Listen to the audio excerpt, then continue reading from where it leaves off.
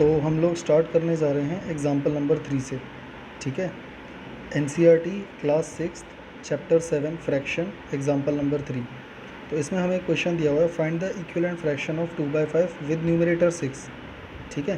तो अब इसने ये बोला है कि जो 2/5 है ना, हमें उसका इक्विवेलेंट फ्रैक्शन फाइंड करना है, 2/5 का इक्विवेलेंट। तो यार एक बात बताओ, अगर 2/5 का इक्विवेलेंट हमें फाइंड करना है तो इसका मतलब जो हमें इसके इक्वल टू में फ्रैक्शन लाना है वो इसकी इक्वल ही होगा। और इसने ये भी बोला है कि उसका न्यूमरेटर 6 होना चाहिए। तो मैं इस क्वेश्चन को अगर लिख लूँ और मैं अगर सॉल्व करूँ तो ये कुछ ऐसा बन जाएगा। देखो, आई होप आपको स्क्रीन पे नज़र आ रहा होगा। तो 2/5 का इक्विवेलेंट लेकर आना है, तो इक्विवेलेंट का मतलब ये होता है कि उसकी इक्वल ही होगा। तो 2/5 का इक्विवेलेंट क्या हो गया, 6/समथिंग, क्योंकि न्यूमरेटर्स ने बोला है 6 होना चाहिए, डिनोमिनेटर हमें फाइंड करना है। तो देखो, अब यहाँ पे मैंने आपको एक तरीका बताया था ये फाइंड करने का, कि अब देखो न्यूमरेटर में यहाँ पे 2 है और यहाँ पे 6 है, ये दोनों इक्विवेलेंट फ्रैक्शन है, क्योंकि हमें इक्विवेलेंट ही तो निकालना है। तो यहाँ पर अगर 2 है तो ये 6 कैसे बन गया, सोच के देखो। ये बात श्योर है कि 2 का मल्टीप्लाई 3 से किया गया होगा, तभी तो ये 6 बना। तो नीचे भी 5 का मल्टीप्लाई आप 3 से कर दो, 15 बन जाएगा, ख़त्म कहानी। सिंपल है ना। तो इस तरह से एग्जाम्पल 3 हो जाएगा आपका, ठीक है। यहाँ पे आप देख सकते हो इसका जो आंसर है वो 15 है, 6/15, ठीक है। सेम इसी तरह से एक और क्वेश्चन दिया हुआ है एग्जाम्पल नंबर 4। इसमें इसने ये बोला हुआ है, इसमें इसने ये बोला find the equivalent fraction of 15/35। मतलब 15/35 मुझे एक फ्रैक्शन दिया हुआ है, ये मेरा गिवन फ्रैक्शन है, ठीक है। मुझे इसका इक्विवेलेंट फ्रैक्शन लेकर आना है, ऐसा इक्विवेलेंट फ्रैक्शन लेकर आना है जिसका डिनोमिनेटर 7 हो। मतलब डिनोमिनेटर मतलब नीचे वाला टर्म 7 होना चाहिए। तो ऑब्वियसली बात है मुझे न्यूमरेटर फाइंड करना होगा। तो मैं ये आपको सॉल्व करके दिखाता हूँ। अब हमेशा ऐसा नहीं होता कि हमें हर बार मल्टीप्लाई ही करना होता है। जैसे हमने ऊपर 2 से 3 का मल्टीप्लाई कर दिया था तो 6 आ गया था, ऐसे ही 5 का मल्टीप्लाई 3 से कर दिया 15 आ गया। हर बार ज़रूरी नहीं है मल्टीप्लाई करना हो। अब यहाँ पर आप देख सकते हो कि 15/35 का हमें इक्विवेलेंट फ्रैक्शन लेकर आना है, जिसमें कि हमें डिनोमिनेटर 7 दिया हुआ है, न्यूमरेटर फाइंड करना है। तो अब ज़रा सोचो 35 की जगह 7 कैसे आ गया होगा। ये बात पक्की है कि 35 को 5 से डिवाइड किया गया है। देखो आप, 35 को अगर मैं 5 से डिवाइड करूँगा तभी तो 7 आएगा। तो इसका मतलब ऊपर क्या आएगा, ऊपर वाले को भी आप 5 से डिवाइड ही कर दो। तो 15 को 5 से डिवाइड करोगे तो 3 आ जाएगा। तो इसका मतलब यहाँ पर आएगा 3। क्लियर हो गया। कहने का मतलब एक टर्म आपको दिया होगा फ्रैक्शन का, न्यूमरेटर या फिर डिनोमिनेटर। तो यहाँ पर मुझे न्यूमरेटर दिया हुआ था, मैंने यहाँ पे एज्यूम करा कि 2 × 3 6 होता है, तो नीचे भी वही काम करना है आपको, ठीक है। सेम यहाँ पर जैसे 35 का 7 दिया हुआ था, तो मैंने सोचा कि 35 को पक्का 5 से डिवाइड किया गया, तभी तो 7 आया, तो ऊपर भी 5 से डिवाइड कर दो। इस तरीके से हमें ये क्वेश्चन करने होते हैं। तो नेक्स्ट क्वेश्चन देखते हैं क्या है। नेक्स्ट क्वेश्चन दिया हुआ है, देखो इसका आंसर भी यही आ रहा है 3/7, ठीक है। इसने ऊपर भी 5 से डिवाइड करा है, नीचे भी 5 से डिवाइड करा हुआ है। अच्छा, इसके बाद आ जाते हैं, एक और क्वेश्चन है एग्जाम्पल नंबर 5। देखो एग्जाम्पल नंबर 5 में क्या बोला है, find the equivalent fraction of 2/9 with denominator 63। देखो सेम उसी तरह का क्वेश्चन हो गया। क्वेश्चन नंबर 5 लिख रहा हूँ मैं। 2/9 जो है वो मेरा गिवन फ्रैक्शन है, ठीक है। मुझे इसका इक्विवेलेंट लेकर आना है। इक्विवेलेंट का मतलब होता है इक्वली होता है वो भी, ठीक है। तो 2/9 का ऐसा इक्विवेलेंट फ्रैक्शन लाना है जिसका डिनोमिनेटर 63 है। डिनोमिनेटर मतलब नीचे वाला टर्म मुझे दिया हुआ है, तो ऊपर वाला टर्म मुझे फाइंड करना है। तो कैसे करेंगे, देखो भाई सिंपल है।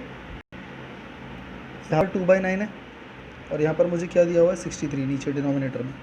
तो अब ज़रा सोच के देखो, 9 के टेबल में 63 कितने टाइम्स आता है, 7 टाइम्स आता है।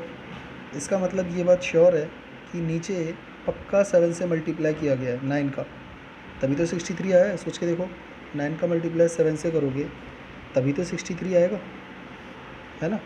तो इसका मतलब हम ऊपर भी 2 का मल्टीप्लाई भी 7 से ही करेंगे, तो हमारे पास आ जाएगा 14।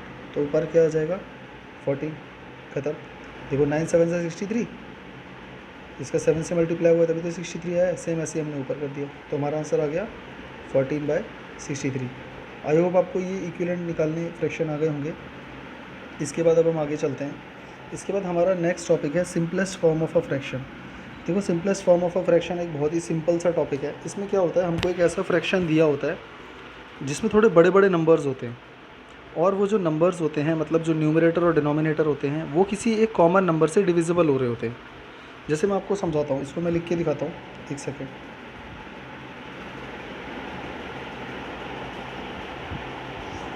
जैसे कि सपोज़ मुझे एक क्वेश्चन दिया हुआ है, सपोज़ 5/10, बहुत सिंपल सा मैंने एक फ्रैक्शन लिया। मुझे बोला गया है इस फ्रैक्शन का सिंपलेस्ट फॉर्म फाइंड कीजिए। तो मुझे अच्छे से पता है कि 5 1 सा 5 होता है, 5 2 सा 10 होता है, 1/2 आ गया।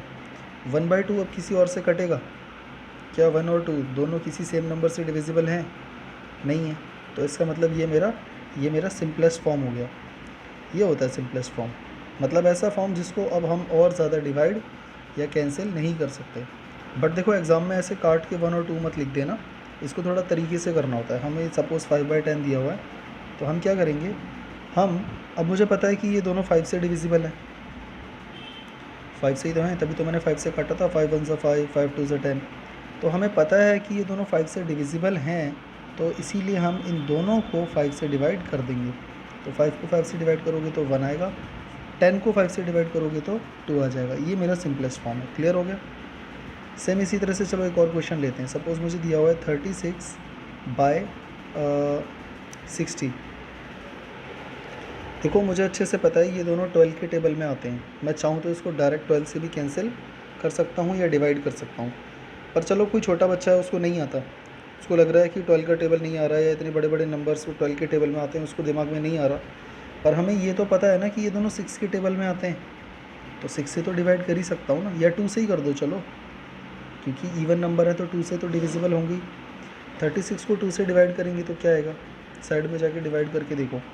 36 को 2 से डिवाइड करोगे तो 2 1 ज़ा 2, क्या बचा 1, 16, 2 8 तो 18 आ गया, ये आ गया ना 18।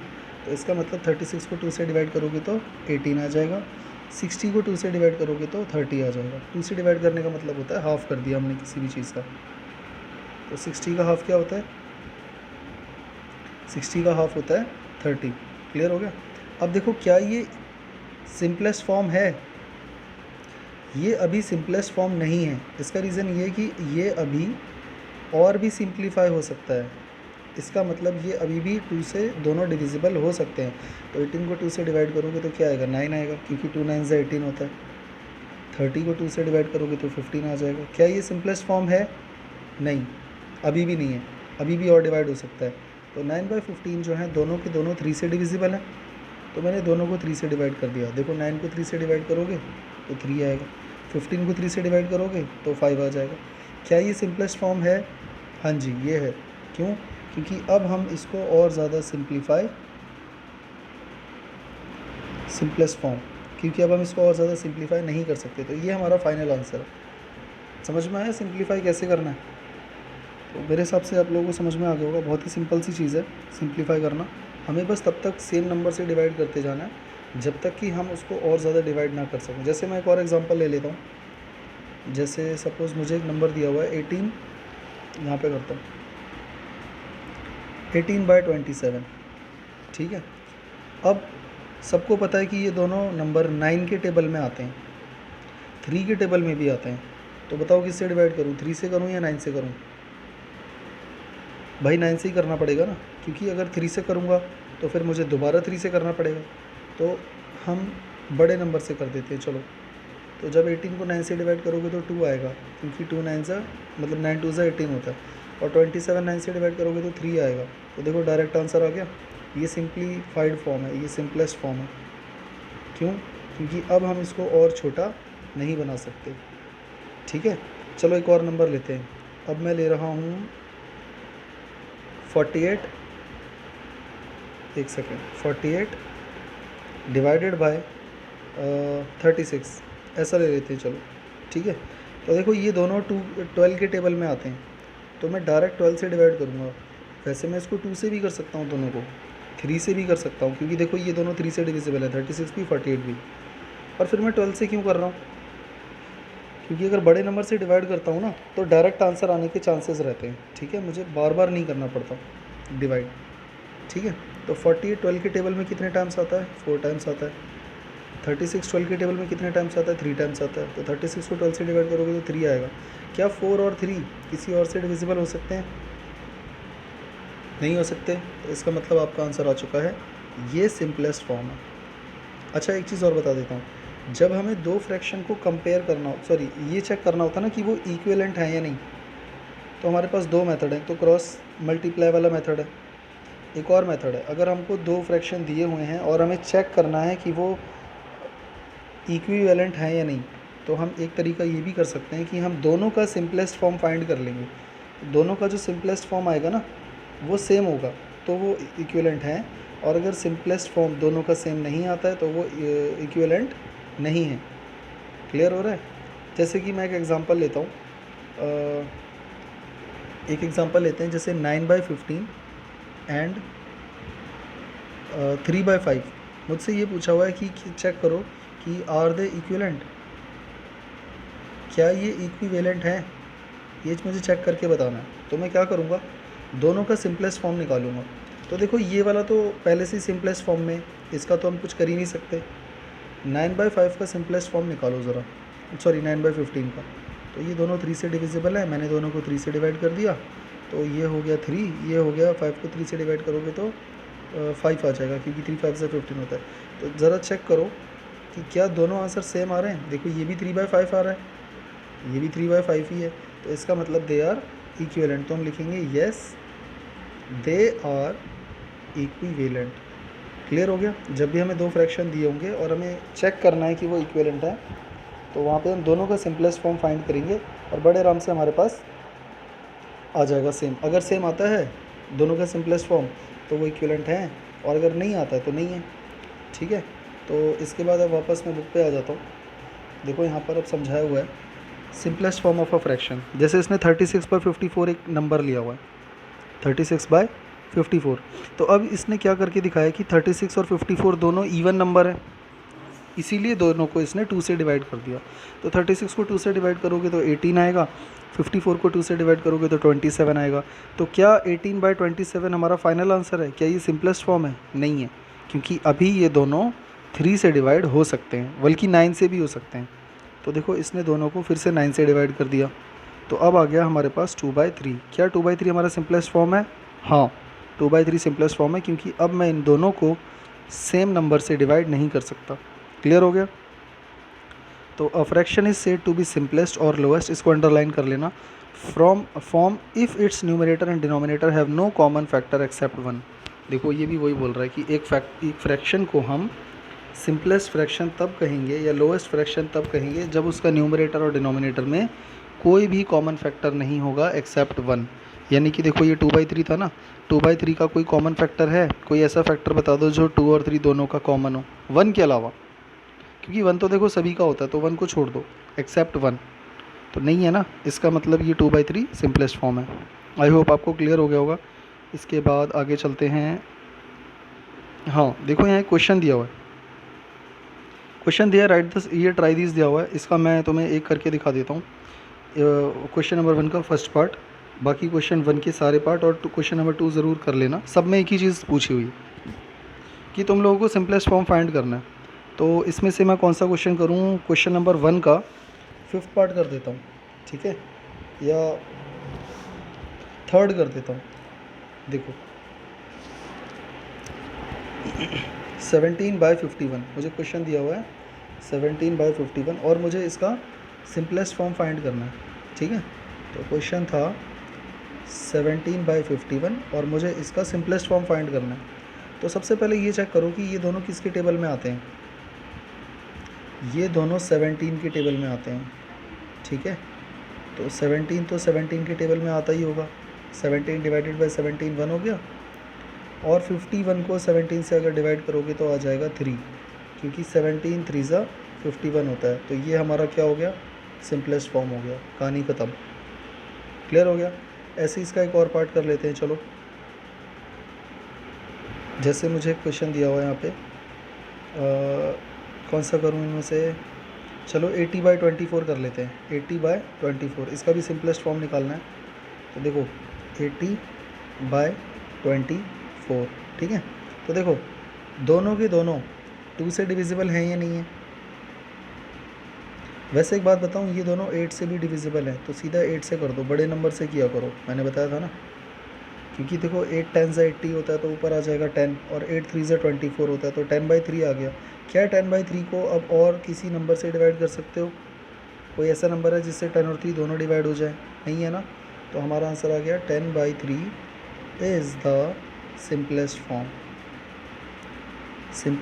Form of 80/24। मतलब 80/24 का सिंपलेस्ट फॉर्म ये है, ये भाई साहब हैं 10/3। क्लियर हो गया।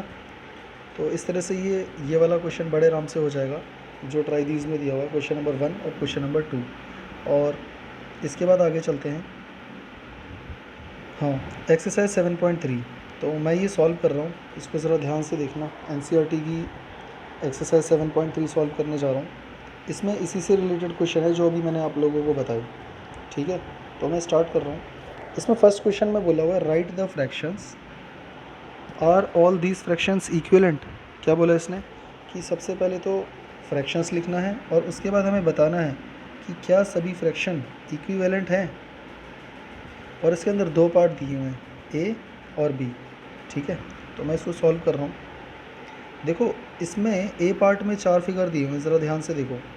ए पार्ट में 4 फिगर दिए हुए हैं, तो मुझे ये बताओ कि इन सब का फ्रैक्शन क्या होगा। ए पार्ट में जो पहला वाला फिगर है उसका फ्रैक्शन होगा 1/2, क्योंकि उसमें एक पार्ट शेडेड है और उसके टोटल 2 पार्टीशंस हो रखे हैं। दूसरे वाले का फ्रैक्शन हो जाएगा 2/4। थर्ड वाले का हो जाएगा 3/6 और चौथे वाले का हो जाएगा 4/8 हो जाएगा। और इसने देखो, फ्रैक्शन तो मैंने सबका बता दिया। अब इसने पूछा right all the fractions equivalent. क्या ये चारों फ्रैक्शंस इक्विवेलेंट हैं, ये भी मुझे बताना है। तो देखो, ये बड़ा सिंपल है, मैंने चारों के फ्रैक्शन लिख दिए। तो ये तो पहले से ही सिंपलेस्ट फॉर्म है। देखो, इक्विवेलेंट चेक करने के लिए मैंने बताया था कि जब बहुत सारे फ्रैक्शन होते हैं या 2 फ्रैक्शन होते हैं तो उनका सिंपलेस्ट फॉर्म निकाल दो। अगर सिंपलेस्ट फॉर्म सेम आता है तो वो इक्विवेलेंट है, वरना नहीं है। तो ये तो पहले से ही सिंपलेस्ट फॉर्म है। इसका सिंपलेस्ट फॉर्म क्या होगा बताओ। 2/4 दोनों के दोनों 2 से डिवाइड हो जाएंगे। तो ये देखो, 2 को 2 से डिवाइड करोगे तो आएगा 1 और 4 को 2 से डिवाइड करोगे तो आ जाएगा 2। तो देखो, ये भी 1/2 आ गया ना, ये भी 1/2 था, ये भी 1/2 आ गया। 3/6 दोनों के दोनों डिविजिबल बाई 3 हैं, तो 3 से डिवाइड करोगे तो 1 आएगा, 6 को 3 से डिवाइड करोगे 2 आएगा, ये भी 1/2 आ गया। और 4/8 दोनों के दोनों 4 से डिविजिबल हैं, इन दोनों को 4 से डिवाइड कर दो। तो 4 को 4 से डिवाइड करेंगे तो 1 आ जाएगा, 8 को 4 से डिवाइड करेंगे 2 आ जाएगा, ये भी 1/2 आ गया। तो इसका मतलब all the fractions are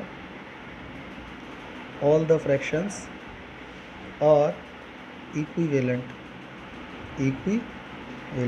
clear हो गया। सिंपल है। कभी भी किसी भी फ्रैक्शन को हमें प्रूव करना हो कि वो इक्विवेलेंट है या नहीं, हम क्या करेंगे, उनका सिंपलेस्ट फॉर्म निकाल देंगे। अगर सिंपलेस्ट फॉर्म सबका सेम आता है तो वो इक्विवेलेंट है, वरना नहीं है। तो पार्ट नंबर बी हो जाएगा, सेम वैसे ही है।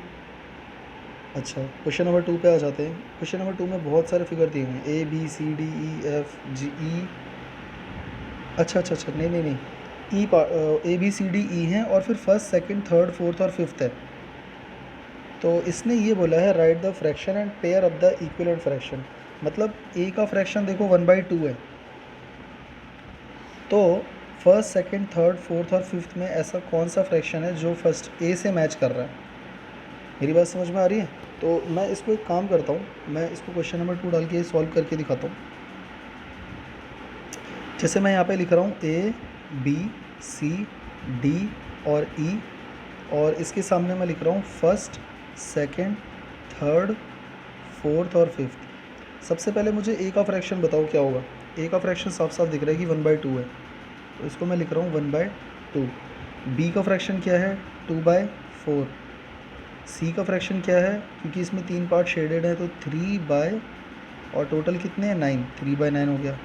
डी का फ्रैक्शन कितना है 2/8 हो जाएगा। और ई का फ्रैक्शन है 3/4। ठीक है, ऐसे ही फर्स्ट इस वाले का, ये फर्स्ट वाला जो पार्ट है इसको भी हम सॉल्व करते हैं। इसमें देखो कितने पार्ट शेडेड हैं, 1 2 3 4 5 6 पार्ट शेडेड हैं, तो ऊपर 6 आ गया। और डिवाइडेड बाय टोटल पार्ट्स इसके कितने हैं 9 2 18, 6/18 हो जाएगा ये। ऐसे ही सेकेंड, इसका फ्रैक्शन क्या हो जाएगा 2/8 है ना। इसका फ्रैक्शन क्या हो जाएगा 1 2 3 4 5 6 7 8 9 10 11 12 डिवाइडेड बाय 16। ठीक है, इसका फ्रैक्शन क्या हो जाएगा 1 2 3 4 5 6 7 8 is divided by total fraction, total parts कितने हैं इसके 1 2 3 4 5 6 7 8 9 10 11 12 12। तो 8/12 हो गया इसका फ्रैक्शन। ऐसे ही इसका फ्रैक्शन निकालो। शेडेड पार्ट कितने हैं, 4 हैं, तो 4 divided by total fraction count कर लो 16, 4/16। अब हमें मैच करने हैं, तो मैं इसको सॉल्व करने जा रहा हूँ। ज़रा मैं आपको दिखाता हूँ इसको कैसे करना है। देखो मैंने इस तरीके से लिख लिया। मैंने यहाँ पे लिखा ए का फ्रैक्शन, बी का, सी का, डी का, ई का, और इसके सामने first, second, third, fourth, fifth, six. देखो साफ साफ दिख रहा है कि सेकंड वाला डी वाले से मैच कर रहा है या नहीं। ये तो साफ साफ 2/8 और 2/8 है। क्लियर हो रहा है, ये तो साफ साफ दिख रहा है। इसके अलावा और कोई हमें सेम टू सेम लग नहीं रहा, और कोई हमें सेम सेम नहीं लग रहा है। तो इसके लिए हम क्या करेंगे, एक सेकंड, 6/18 हो जाएगा 1/3, 2/16। नहीं, मेरे ख्याल से ये क्वेश्चन ना ऐसे नहीं करना। ए बी सी डी ई को first, second, third, fourth, fifth से मैच नहीं करना है हमको, ये आपस में मैच करने हैं। मतलब ये क्वेश्चन अलग है, ये क्वेश्चन अलग है, ठीक है। तो देखो हम इसको ऐसे करेंगे। देखो इसका इक्विवेलेंट फ्रैक्शन क्या हो जाएगा, दोनों 2 से डिवाइड हो जाएंगी, तो ये हो जाएगा तुम्हारा 1/2। तो ए का इक्विवेलेंट आ जाएगा बी, है ना। तो ए का इक्विवेलेंट कौन है, बी है। ऐसे ही देखो ये है 1/3, क्योंकि ये दोनों 3 से डिवाइड हो रहे हैं, तो ये 1/3 आ जाएगा। और ये 2/8 को अगर मैं सॉल्व करूँ तो 2 2 ज़ा 4, 2 4 ज़ा 8, ये 1/4 आ जाएगा, और ये 3/4 है। तो सिर्फ ए और बी मैच कर रहे हैं, और कोई देखो मैच नहीं कर रहा, क्योंकि ये 3/4 है, ये 1/4 है, और ये 1/3 है। ऐसे ही फिर हमें ये वाला पार्ट, ये वाला क्वेश्चन करना है। सबका इक्विवेलेंट फ्रैक्शन निकालो।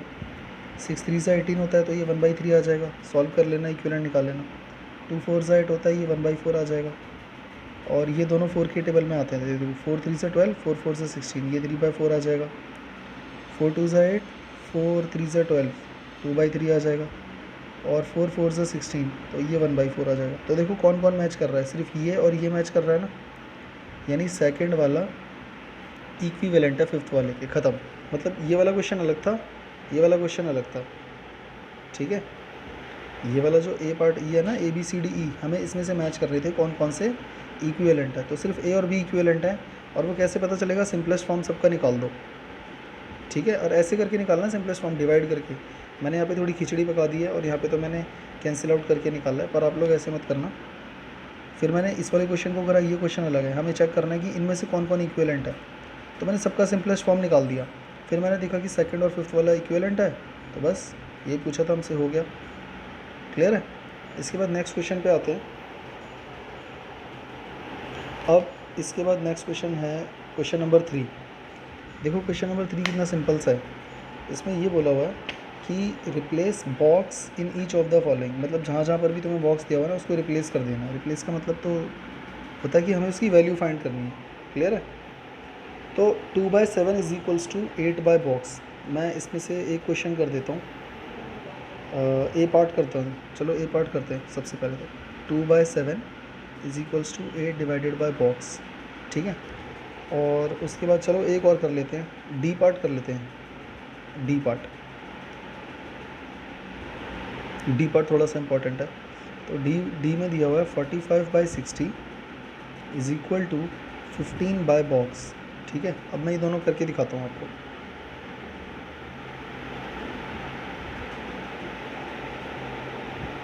ठीक है।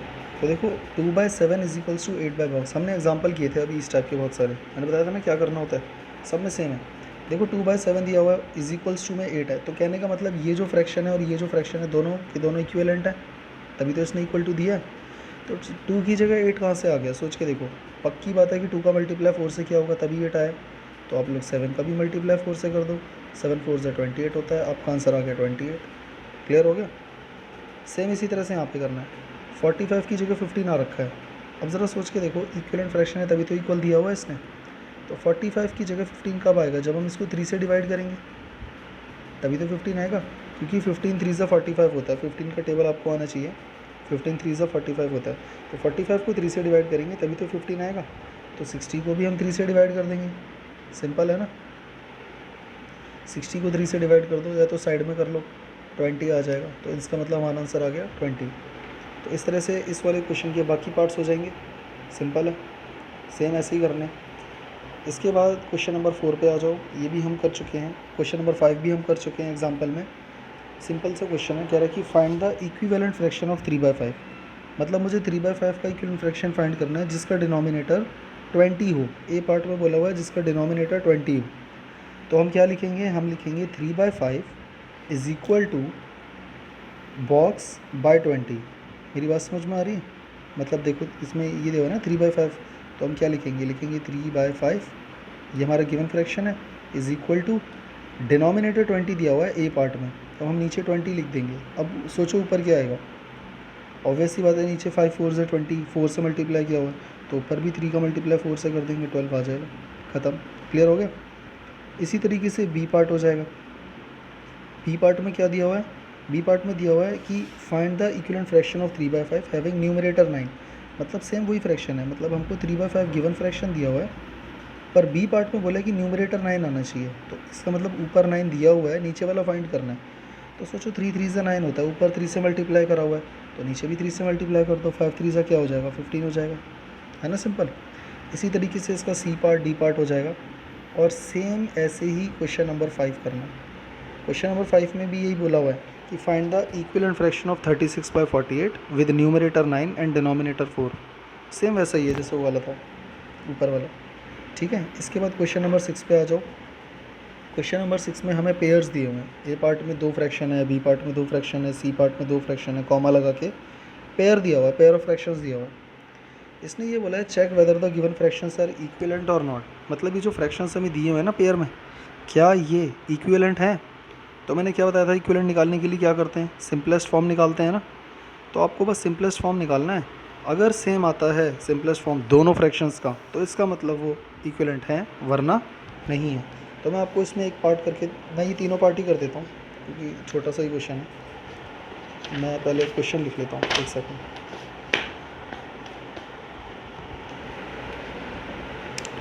देखो हमें ए पार्ट दिया हुआ है 5/9 एंड 30/54। ए पार्ट दिया हुआ है 5/9 एंड 30/54, ठीक है। बी पार्ट दिया हुआ है 3/10 एंड 12/50, ठीक है। और सी पार्ट दिया हुआ है 7/13 एंड 5/11। चलो इसको सॉल्व करते हैं, देखते हैं कि कौन कौन से इक्विवेलेंट हैं, कौन कौन से नहीं हैं।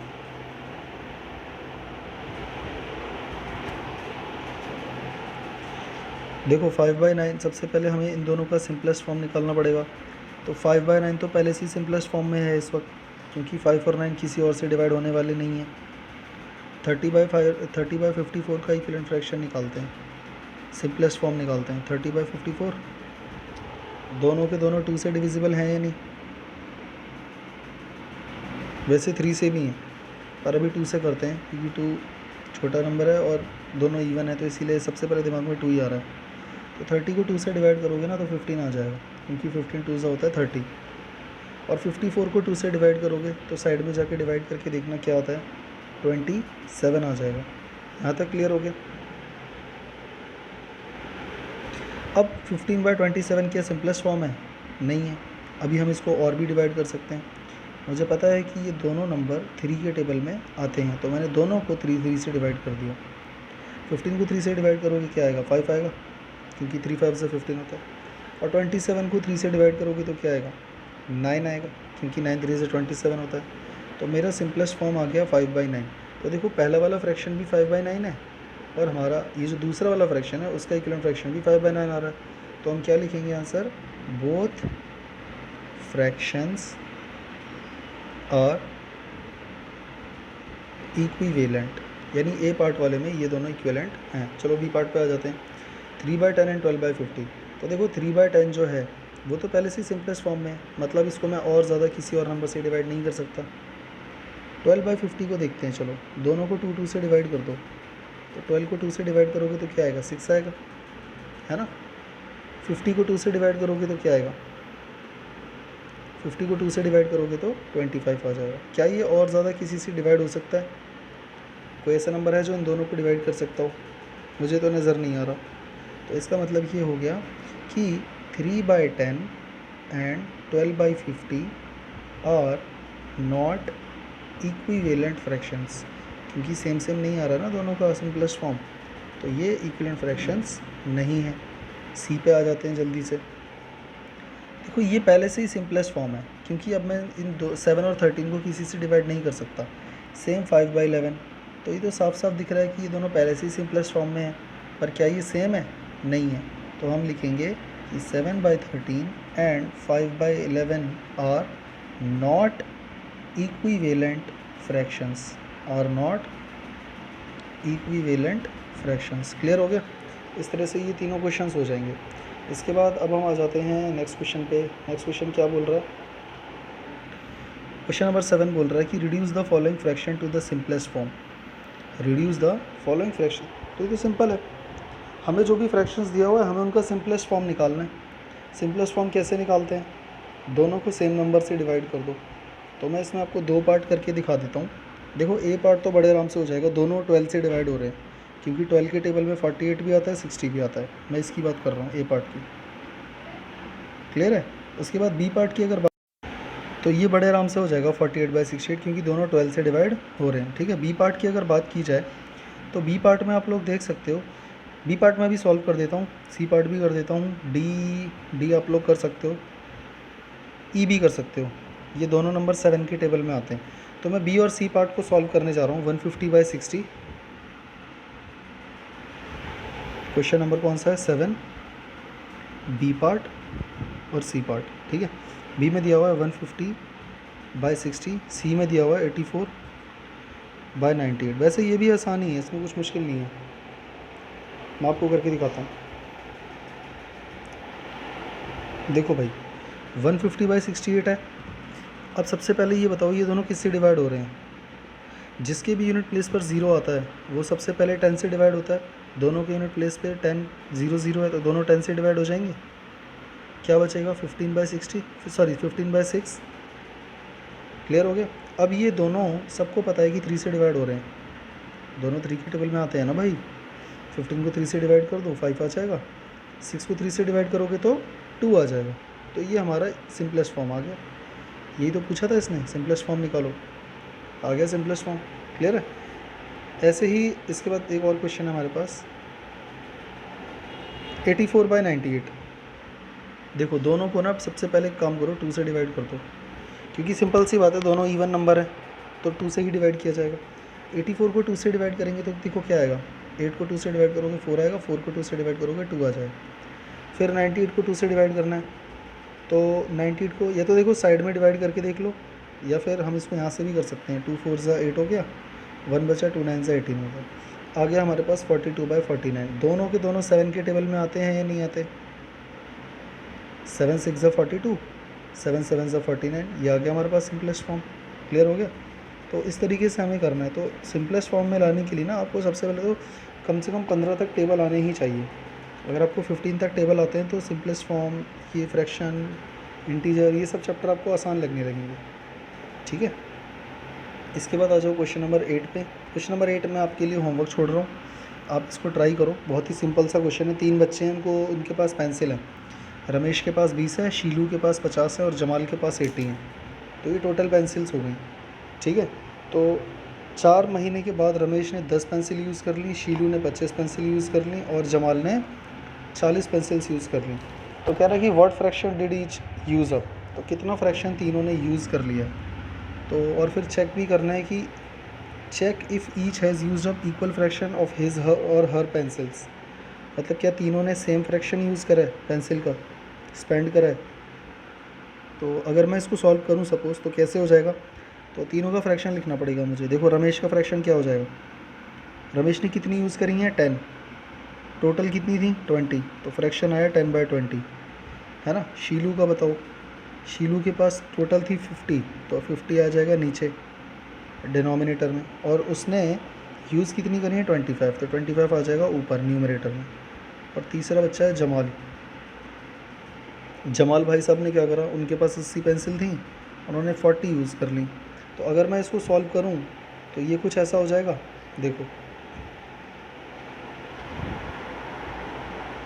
तीनों का फ्रैक्शन ऐसे ही हो जाएगा ना। अब इसने ये पूछा कि क्या ये तीनों फ्रैक्शन बराबर हैं, तो बराबर या इक्विवेलेंट चेक करने के लिए हम क्या करते हैं, सिंपलेस्ट फॉर्म निकालते हैं। तो ये दोनों 10 से डिवाइड हो रहे हैं, देख लो दोनों के सब के यूनिट प्लेस पर 0 0 है, तो ये हो जाएगा 1/2। ठीक है भाई। इसके बाद 25 और 50 दोनों 25 से डिवाइड हो रहे हैं, क्योंकि 25 1 से 25 होता है, 25 2 से 50 होता है। 40/80 में क्या करेंगे, दोनों के दोनों 40 से डिवाइड हो रहे हैं, पर चलो पहले 10 से करते हैं। 4/8 आ गया, फिर 4 से कर दो दोनों को डिवाइड, तो क्या आ गया 1/2 आ गया। तो देखो तीनों का फ्रैक्शन सेम है या नहीं है, तो जिस स्टेटमेंट में उसने क्वेश्चन पूछा उसी स्टेटमेंट में आंसर लिख दो। ऑल द 3 स्टूडेंट्स,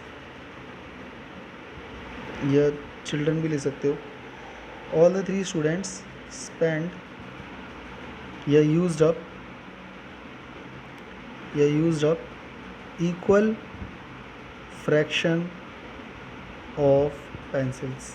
क्लियर हो गया। मतलब इस तरह से सॉल्व करने के बाद ना हमें उसी स्टेटमेंट में आंसर लिखना पड़ता है जिसमें हमें पूछा गया है। तो इस तरह से हमारा 7th क्वेश्चन भी 8th क्वेश्चन भी हो जाएगा। ये क्वेश्चन नंबर 8 था। इसके बाद एक लास्ट क्वेश्चन बचा हुआ है, क्वेश्चन नंबर 9। चलो देखते हैं क्या है क्वेश्चन नंबर 9। क्वेश्चन नंबर 9 बोल रहा है, देखो मैच द फॉलोइंग है। अरे वाह, सिंपल है। तो इसमें सबसे पहले मैं काम करता हूँ, ई तक है, और first second third fourth fifth, इसमें हमें मैच करना है।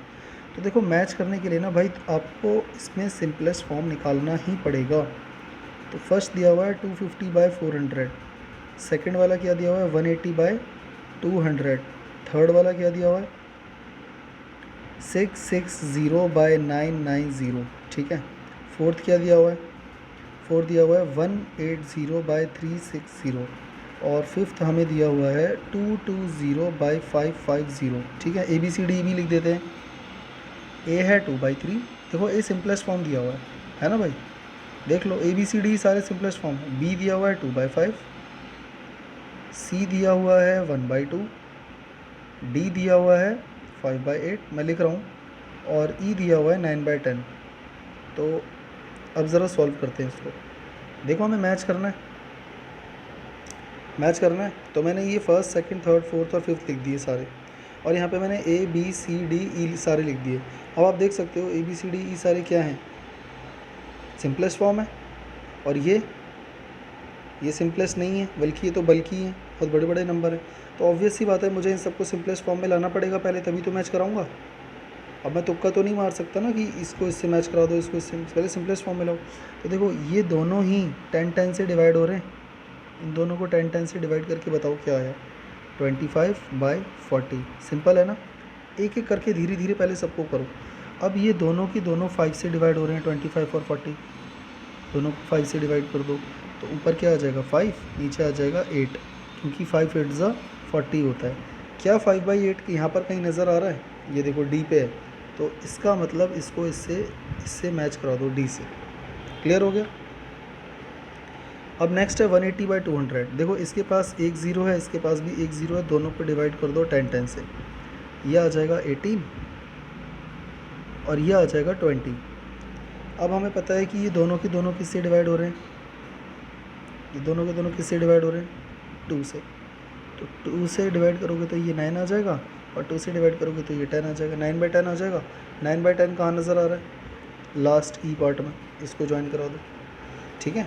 थर्ड पे आ जाओ, देखो यहाँ पर 0 0 है, सबसे पहले दोनों को 10 से डिवाइड करो, तो ये हो गया 66, ये हो गया 99, है ना। फिर क्या करो, दोनों को 11 से डिवाइड कर दो। देखो 11 6 से 66 होता है, 11 9 से 99 होता है या नहीं होता। और फिर इन दोनों को 3 से डिवाइड अगर करोगे ना, तो 3 2 से 6, 3 3 से 9, यानी 2/3 आ जाएगा। डिवाइड कर लेना, 2/3 आ जाएगा। तो 2/3 कहाँ नज़र आ रहा है, ये रहा ए पार्ट में, देख लो। ठीक है, ऐसे ही करना है, सिंपल है। अब यहाँ पे फिर से 10 से डिवाइड कर दो, एक सेकेंड, यहाँ पे फिर से 10 से डिवाइड कर दो, तो ये हो जाएगा 18/36। अब देखो 18 के टेबल में 36 कितने टाइम्स आता है, 2 टाइम्स, तो 18 से ही दोनों को डिवाइड कर दो, ये हो जाएगा 1, ये हो जाएगा 2। ये चाहो तो पहले 3 से 6 से किसी से भी कर सकते, 2 से भी कर सकते थे, पर मैंने डायरेक्ट 18 से इसलिए कर दिया, डायरेक्ट आंसर आ जाएगा, क्योंकि 18 2 से 36 होता है, तो 1/2 आ गया। 1/2 कहाँ है, 1/2 सी के पास है। क्लियर हो रहा है। अब एक ही नंबर बचा है 2/5, तो वो पक्की बात है यही होगा, है ना। पर फिर भी हम चेक कर लेते हैं। दोनों को मैंने क्या करा, 10 से डिवाइड करा पहले, ये हो गया 22, ये हो गया 55। अब ये दोनों किससे डिवाइड होंगे, 11 से, तो दोनों को 11 से डिवाइड कर दो। तो 11 2 ज़ा 22, 11 5 ज़ा 55, 2/5 ये रहा। क्लियर हो गया। इस तरह से हमें ये वाला क्वेश्चन करना था, ठीक है। तो इस तरह से हमारी ये वाली एक्सरसाइज कंप्लीट होती है, एक्सरसाइज नंबर 7.3। तो इसकी नेक्स्ट वीडियो में डालने वाला हूँ अभी थोड़ी देर में। आप लोग इसको स्टडी करिए, एग्जाम्पल ज़रूर कीजिए, कोई सा भी मत छोड़िए, ट्राई दिस कीजिए, एक्सरसाइज के क्वेश्चन कीजिए। और फिर भी अगर कोई क्वेश्चन का कोई भी पार्ट अगर नहीं आता है तो कमेंट में पूछ सकते हो मुझसे, ठीक है। तो ये ट्राई दीज, ये वाली एक्सरसाइज, और इसके साथ साथ ही छोटे छोटे जितने भी एग्जाम्पल दिए रहते हैं ये सारे